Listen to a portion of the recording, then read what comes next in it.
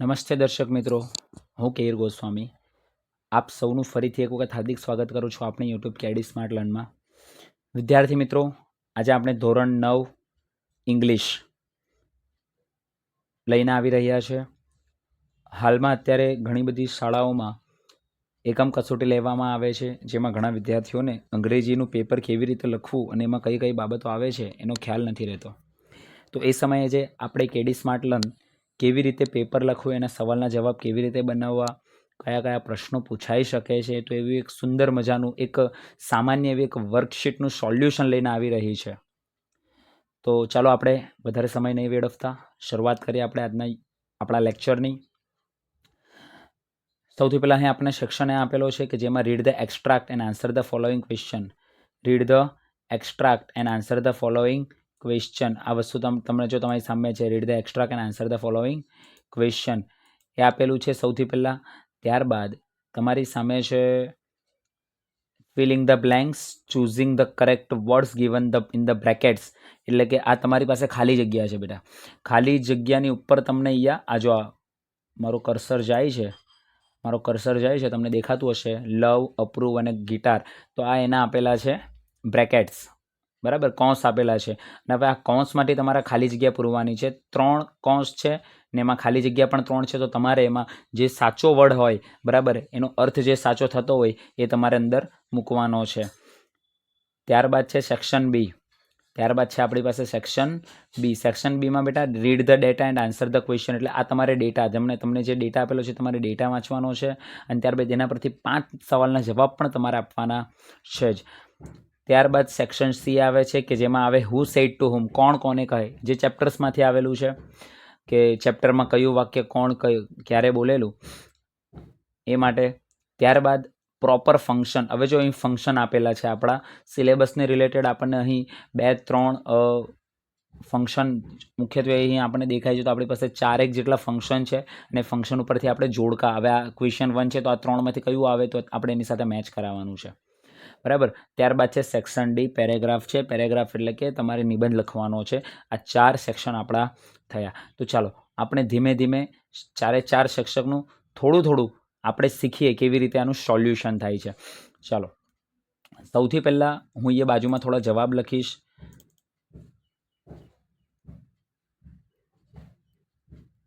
Section A, હું section wise એટલે તમને પણ એક સરળતા રહે, એના જવાબ તમને ટેલી કરવાનું ખ્યાલ આવે.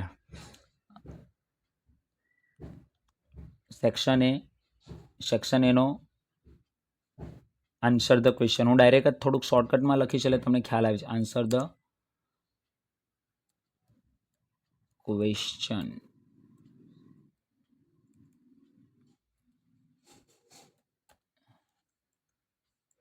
ચાલો, જેમાં પહેલો ફકરો છે તો હું આ રીતે લખીશ. એટલે આ પહેલો, ઓકે, આ પહેલો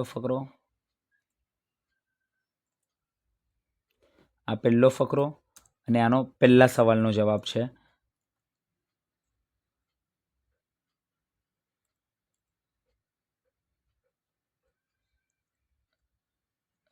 ઓકે, તો જો આપણો પહેલો સવાલ કયો છે, તો આ રહ્યો આપણો પહેલો સવાલ કે ભાઈ which instruments did Mohan play. Mohan કયું ઇન્સ્ટ્રુમેન્ટ વગાડતું? તો એના માટે સૌથી પહેલાં આપણે આન્સર ધ ક્વેશ્ચન, જે ઉપર આપણને જે આપેલું છે ને એ આપણે વાંચવો પડે, સરખી રીતે આપણે એને વાંચવો પડે. ત્યારબાદ આપણે એનો જવાબ લખવો પડે. તો આપણે જો ફકરો વાંચ્યો છે એ પ્રમાણે, Mohan was Born in to a family of musician. Music was in his blood. He ગ્રુ up with musician like his father and another family member. He was initially trained in vocal music and then he tried his hand at the violin. When he was about 10, he started liking sitar. He was also trained in it and played it about for 3 years. હવે કયા instrument? સૌથી પહેલાં તો which instruments did Mohan play. Mohan કયા instrument વગાડતો? તો અહીંયા આપણને આપેલું જ છે કે એ વાયોલિન, એક તો આ વાયોલિન, ત્યારબાદ સિતાર, બરાબર. અહીં આપણને બીજું તો વોકલ મ્યુઝિક એટલે મુખ્યથી ગવાતું સંગીત, એ મુખ્યથી ગાતો. પણ અહીં આપણે એ લોકો ખાલી માત્ર ઇન્સ્ટ્રુમેન્ટની વાત કરેલી છે તો તમે એટલે અહીં માત્ર એટલું લખી શકો. અહીં જો હું સવાલનો જવાબ લખું છું,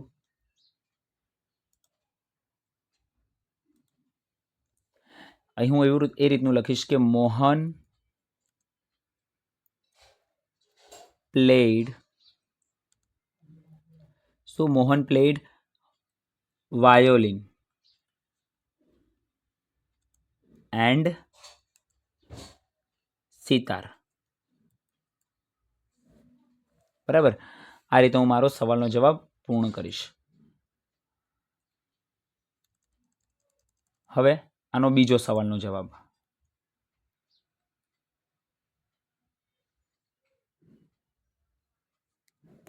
બીજો સવાલ શું છે આપણો કે ભાઈ which instrument did Mohan play for 3 years? 3 વર્ષ સુધી એણે કહ્યું તો અહીંયા આપણને ચોખ્ખું આપી જ દીધેલું છે કે ભાઈ he was also training it શેમાં? સિતારમાં. તો લખવાનું અહીંયા આપણો જવાબ છે સિતાર.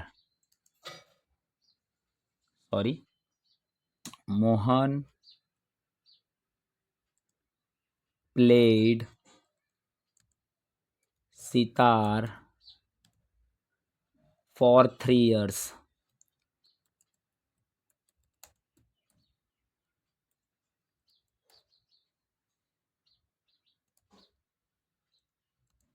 ત્યારબાદ હવે આપણે બીજો ફકરો લઈએ.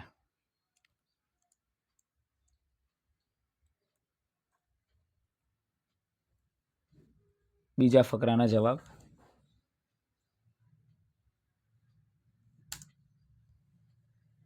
હવે બીજો ફકરો કયો છે આપણો? તો આ રહ્યો આપણો ફકરો. ગિટારવાળો guitar hold a guitar our is family were a sitar. Vocals and classical violin are practiced. The guitar does not have effect which our instrument do moreover. આ ફકરો આપેલો છે. હવે આમાંથી આપણે સવાલનો જવાબ ગોતવાનો. What did a family member say about the guitar? Family મેમ્બરે ગિટાર વિશે શું કીધું? તો ફેમિલી મેમ્બરે શું કીધેલું ગિટાર વિશે? તો ભાઈ આ ફેમિલી મેમ્બર જો વન ઓફ ઓકે જો guitar the hold a guitar our is the family were sitar.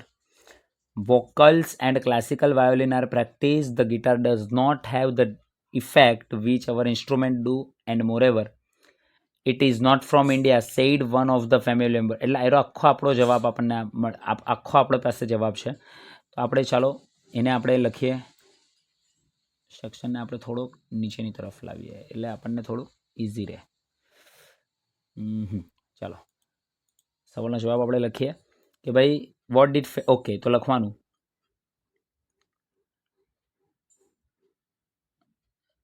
A family member. થોડું સરખું કરી કાઢું, વેઇટ.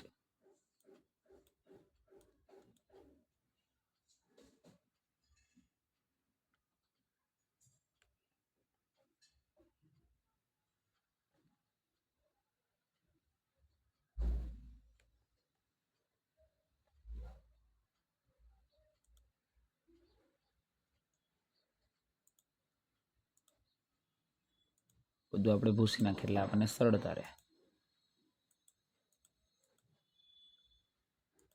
ચાલો a family member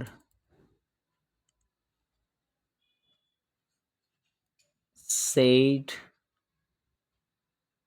about the guitar, અથવા તો said that તમે લખી શકો ડાયરેક્ટ. said that. હવે એના ફેમિલી મેમ્બરે શું કીધેલું કે ભાઈ our is a family where a sitar vocal and classical music are practice. The guitar does not have. એટલે આપણે મેઇન જે એણે ફેમિલીએ જે શું કીધું છે કે ધ ગિટાર એણે શું કીધેલું? ધ ગિટાર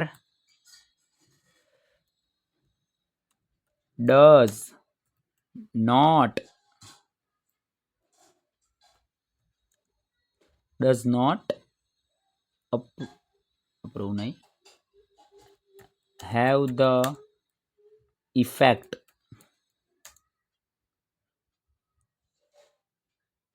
है ना which सितार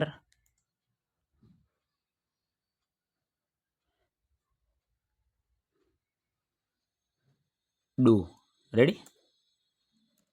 એ લોકોએ શું કીધેલું કે એના ફેમિલી મેમ્બરે શું કીધેલું કે ભાઈ ગિટારે એટલું ઇફેક્ટ નથી આપતું જેટલું સિતાર આપે છે. એન્ડ મેઇન વસ્તુ શું કીધેલી? એન્ડ મોરેવર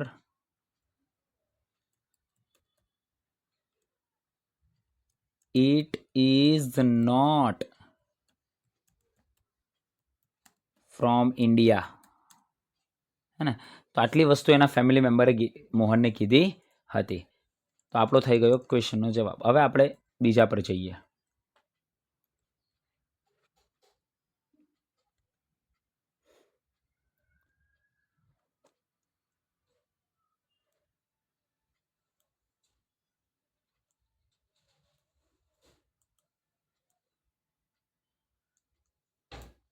ચાલો,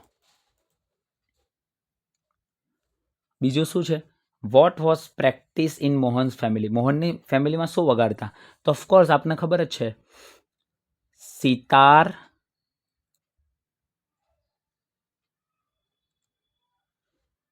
was practiced in Mohan's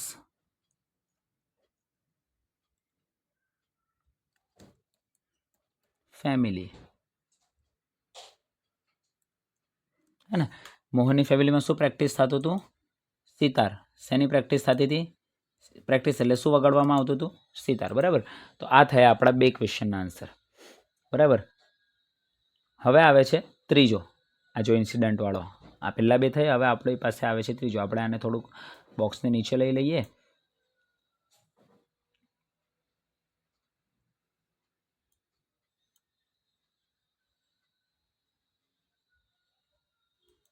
થોડોક વિડીયો લાંબો થશે, પરંતુ તમારી પાસે આખું સોલ્યુશન, કઈ રીતે પ્રશ્નના જવાબ લખવામાં આવે છે, એ તમને સંપૂર્ણપણે ખ્યાલ આવી જશે. ચાલો. The incident took place when Mohan was only 16 years of age. It was the turning point of his life. Mohan doubled his riyaz and practiced for about 10 hours a day. He also studied other aspects of the guitar. He decided to incorporate the speciality. સૌથી પહેલા તો આખો આપણે ફકરો વાંચવાનો, technique and sound of every instrument into the guitar. He wanted to invent something which gave the sound and tune of the western guitar but could be play like Indian veena. બરાબર. આખો પહેલાં તો એને સમજવાનો છે તમારે, ત્યારબાદ તમારે એનું ક્વેશ્ચનનો આન્સર લખવાનો છે. જો માં સૌથી પહેલો ક્વેશ્ચન છે કે ભાઈ what did Mohan want to invent? મોહને શું ઇન્વેન્ટ કરવાનું નક્કી કર્યું? તો જો આવ્યું અહીં ઇન્વેન્ટેડ વાળો જે છે ને, અહીં જો એને હું તમને બતાડું, હાઇલાઇટ કરું થોડું. અહીં ઇન્વેન્ટેડ વાળું આ જો, he wanted to invent something get sound the tune of western. આ બેઠો બેઠો આપણો જવાબ બને છે. અહીં આપણો બેઠો બેઠો અહીં જવાબ બને છે. એમાં આપણે માત્ર થોડો ઘણો સુધારો કરવાનો છે. કઈ રીતે? ચાલો જોઈએ.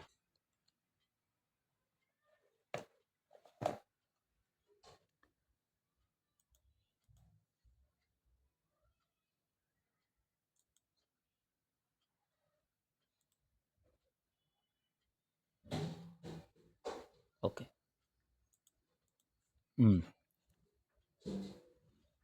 Mohan wanted to invent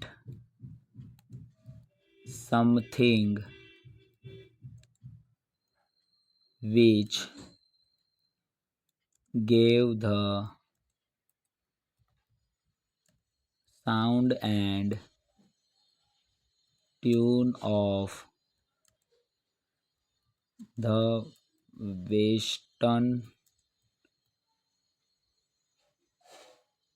western guitar but could play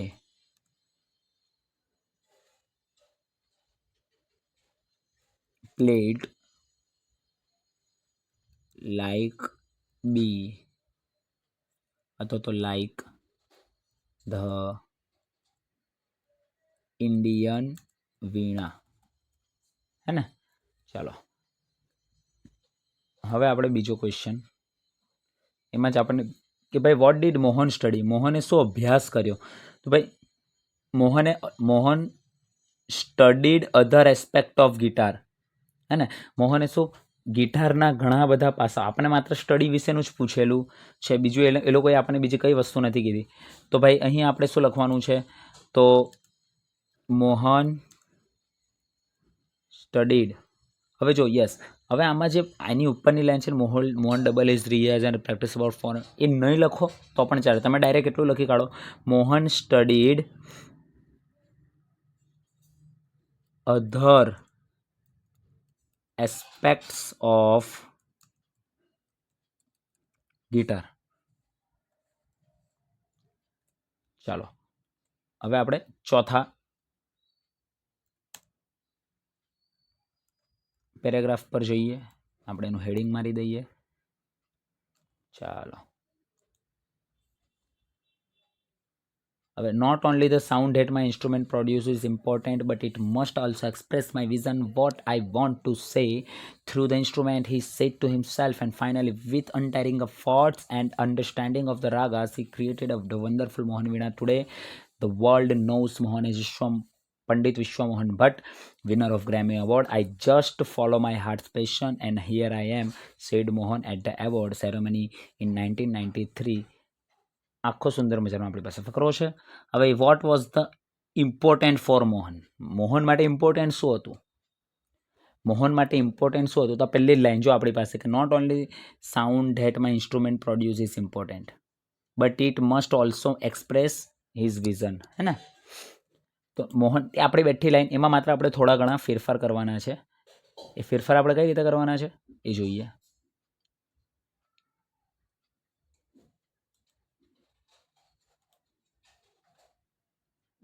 કઈ વાંધો નહીં. ચાલો ઓકે તો અહીં લખીશ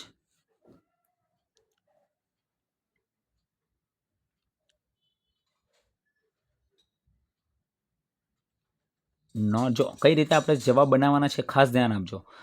not only the sound that. હવે અહીં માય આપણને આપેલું છે પણ આપણે મોહન માટે લખવાનું છે એટલે આપણે અહીંયા હીઝ લખશું. શું લખશું? His instrument produce is important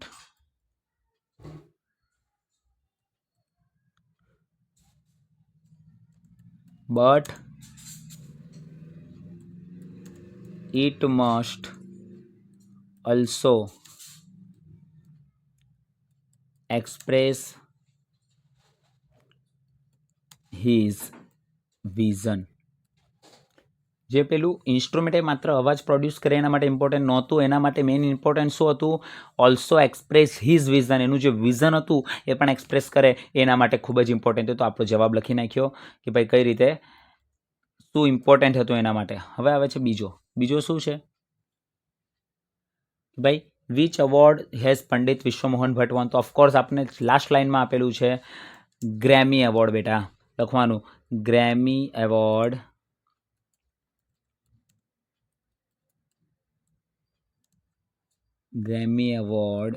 has Pandit Vishwamohan Bhatt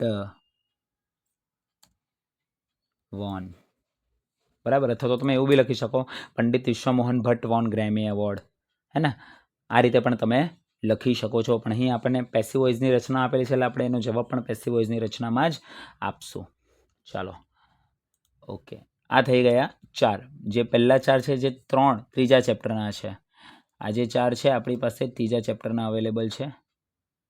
okay હવે આપણે થોડીક ઉપર જઈએ. હું તમને આજે આખું છે આપણે સાથે આપણે લેતા જ જઈશું કે જેથી તમે પણ આની નોંધ કરી શકો અથવા તો તમે આને કેપ્ચર કરી શકો. ચાલો હવે આવે છે 5મો પેરેગ્રાફ. આ જે 4 પેરેગ્રાફ હતા ત્રીજા ચેપ્ટરના હતા. હવે આ જે 5મો પેરેગ્રાફ આવે છે એ ચોથા ચેપ્ટરનો છે.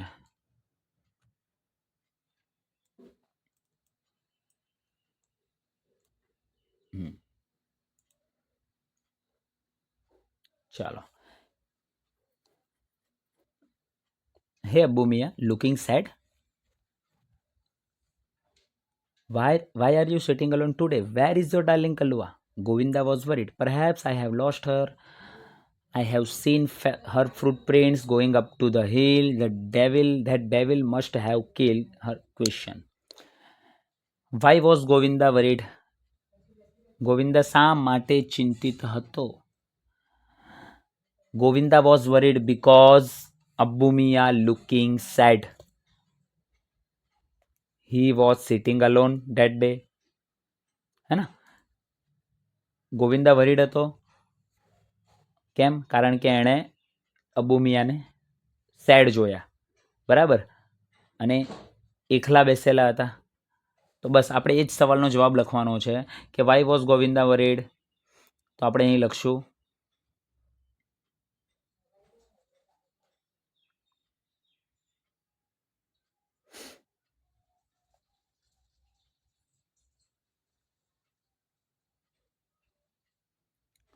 કારણ કે બકરી જે હતી એ અબુ મિયાની હતી, ગોવિંદાની હતી ને. એટલે આગળનું જે વાક્ય છે ને, perhaps I have lost her, ઘણી વખત ઘણા છોકરાઓના દિમાગમાં એવું હોય છે કે પરહેપ્સ વાળું આપણે લખી કાઢીએ વાક્ય કે ના, પણ જ્યાં સુધી આપણને ખબર છે ત્યાં સુધી અબુ મિયાની બકરી હતી. ગોવિંદા તો માત્ર ચિંતિત દેખાતો હતો ને, એને આગળના વાક્ય બોલેલા હતા, બરાબર. ને એ કોને જોઈને? અબુ મિયાને જોઈને થોડો ટેન્શનમાં, વરીડ એટલે ચિંતિત, ટેન્શનમાં હોવું, બરાબર. તો અહીં હું સવાલનો જવાબ લખીશ કઈ રીતનો કે ભાઈ Govinda was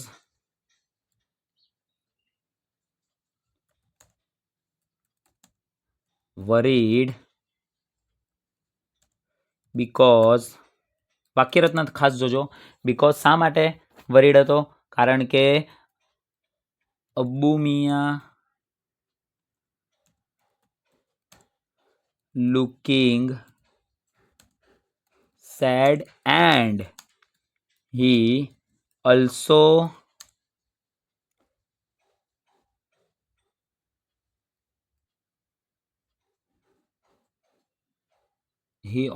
he was also, અહીં આપણે કરશું he was also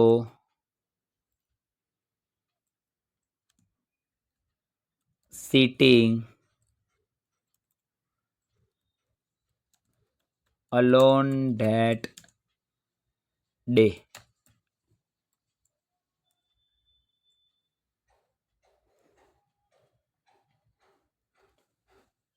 ત્યારબાદ બીજો, where did Kalua go? Kalua ક્યાં ગયેલું? તો Kalua going up the hill, તો લખવાનું કલુઆ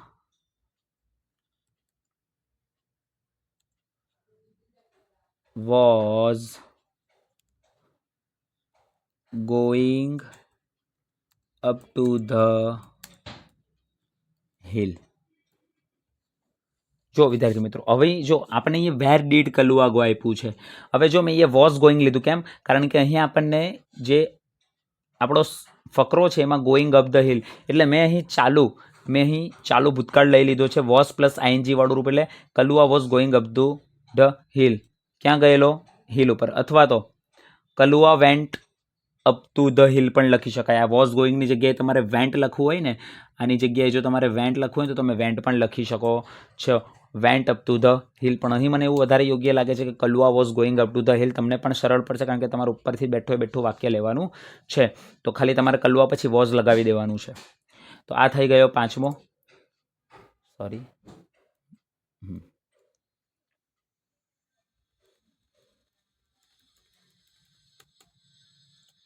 હવે આવે છે છઠ્ઠો.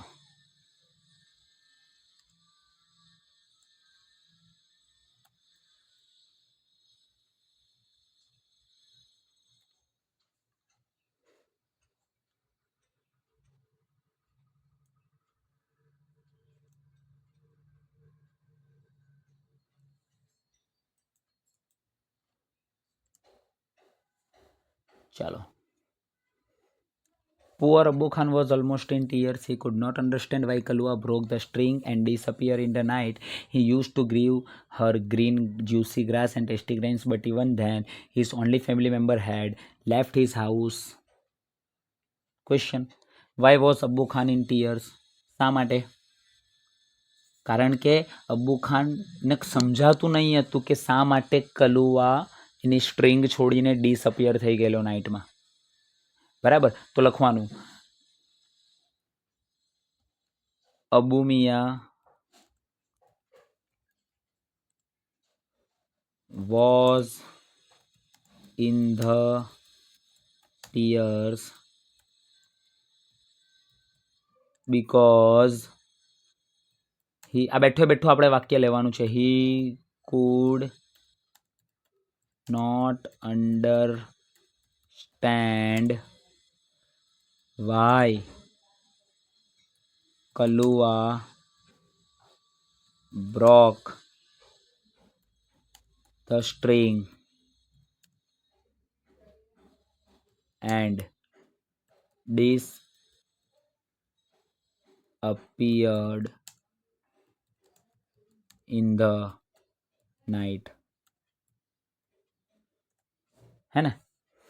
ચાલો, સુંદર મજાનો આ થોડુંક ઇશ્યુ છે, કંઈ વાંધો નહીં, આપણે ધીરે ધીરે થોડી સિસ્ટમ લાવીશું વહેલી તકે. બસ માત્ર તમારા સાથ સહકારનો થોડુંક જરૂર છે વિદ્યાર્થી મિત્રો. તો મહેરબાની કરીને લાઇક, શેર અને સબસ્ક્રાઇબ કરજો આપણી યુટ્યુબ ચેનલ, અને મેક્સિમમ શેરિંગ આપજો કે તમારા જેવા ઘણા બધા બાળકો પણ આમાંથી અભ્યાસ કરી શકે.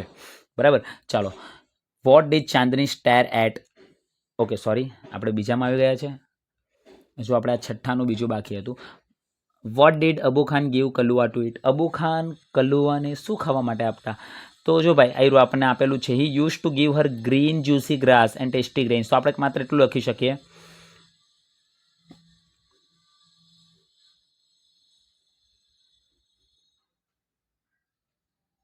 અબુ ખાન ગેવ, શું આપતા? Gave green juicy grass and tasty grains. હે ને? અબુ ખાન શું આપતા એમને?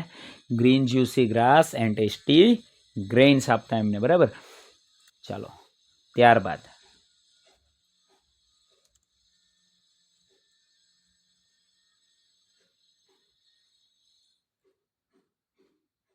સાતમો આપણે જોઈએ. Gradually Chandni stopped eating the green grass tasty grains. Even she lost interest in Abu Khan's story. She lost her appetite, grew very thin. She started moodlessly at the hills, bathing in the sunlight or playing with the clouds. બરાબર, એવા એક question આવે છે. શું આવે છે? Question. Why did Chandni become thin? Chandni શા માટે થીન એટલે પતલી થઈ ગયેલી હતી? ચાંદની શા માટે થીન થઈ ગયેલી હતી? તો ભાઈ સવાલ આમાં જ છે, કારણ કે એણે ખાવાનું બંધ કરી કાઢેલું. બરાબર, જો ગ્રેજ્યુઅલી ચાંદની, જો અહીંનું હું તમને અહીં ટીક કરું છું. બરાબર, gradually Chandni stop eating the green grass and tasty grains, આટલું આવે. બરાબર, આ ગ્રેજ્યુઅલી નહીં લખો ને તો પણ ચાલે, ગ્રેજ્યુઅલી નહીં લખવાનું, માત્ર લખવાનું Chandni stop eating the green grass and tasty grains. બરાબર, અને બસ આટલું જ તમારે લખવાનું. એટલે short head Chandni become thin, અથવા તો એવું બી તમે લખી શકો, Chandni became thin because she stop eating the green grass and tasty grains. જો હું અહીંયા લખવાની ટ્રાય કરું છું ફટાફટ.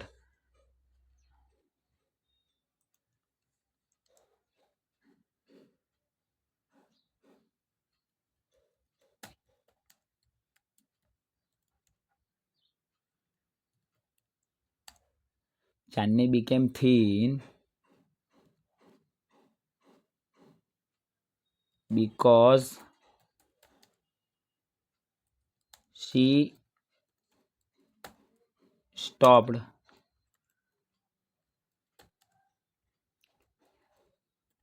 eating green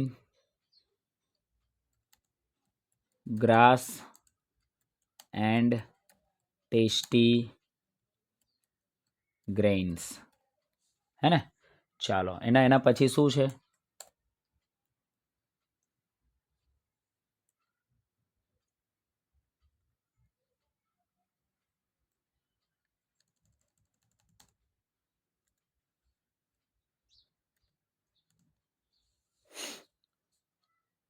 vote did Chandni stare at? Chandni ક્યાં એકી ટસે જોતી રહેતી? બરાબર, વોટ ડીડ ચાંદની એટલે શું જોતી હતી?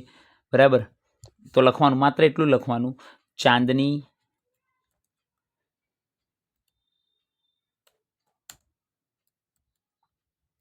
Stare at the hills. બસ, પછી આગળનું નથી લખવાનું. પછી તમારે આખી કથા લખવાની જરૂર કે ભાઈ મૂડલેસલી બેસેલી હતી, જોયા કરતી હતી, સનલાઇટમાં નહાતી હતી, બધું કાંઈ જ નહીં. બરાબર, માત્ર એટલું કે stare at the hills, hill તરફ એ જોયા કરતી હતી. બસ. હવેનો જે છેલ્લો જે આપણો ફકરો છે,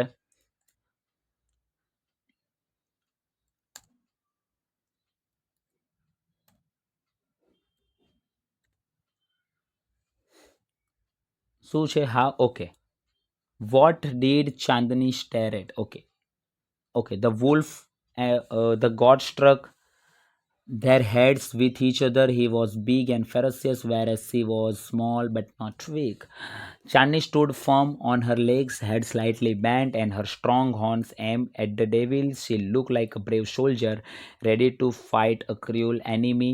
જેમાં ક્વેશ્ચન 1 છે, ડિસ્ક્રાઇબ ધ વોલ્ફ. પહેલાં તો આપણે વોલ્ફ, જે વુલ્ફ વરુ છે, બરાબર, એને ડિસ્ક્રાઇબ કરવાનું છે. તો જો સિમ્પલી આપણે જોવાનું છે, તો વુલ્ફ કેવું છે? તો wolf was big and ferocious. કેવું છે? Wolf was big and ferocious.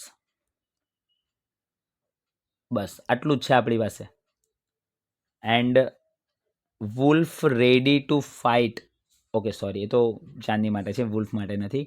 માત્ર એટલું લખી શકો તમે કે wolf was big and ferocious. માત્ર એટલું લખવાનું છે, વુલ્ફ વોઝ બિગ એન્ડ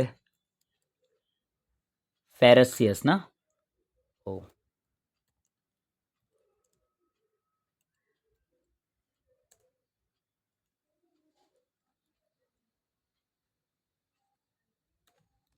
ચાલો બીજું શું છે?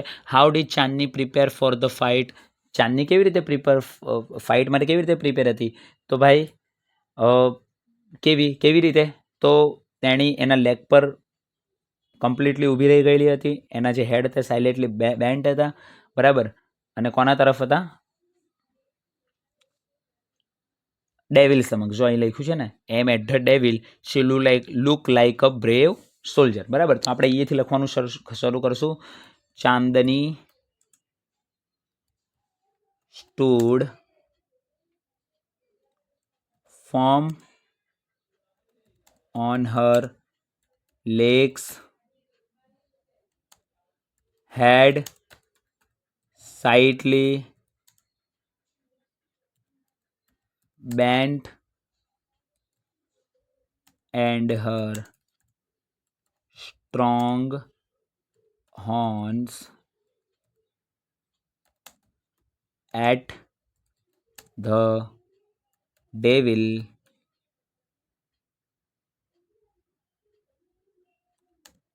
She looked like a brave soldiers. Okay, only soldier. બરાબર. અહીંયા આપણા ચેપ્ટરના જે આપણા 8 ક્વેશ્ચન છે અહીં પૂર્ણ થાય છે. જો તમારી સમક્ષ છે, અહીંયા આપણા ચેપ્ટરના 8 ક્વેશ્ચન પૂરા થાય છે. હવે આવે છે 9, 10, 11, 12 જે આપણી પોયમમાંથી આવેલા છે. શેમાંથી આવેલા છે? પોયમમાંથી. એ આપણે હવે એને જોઈશું.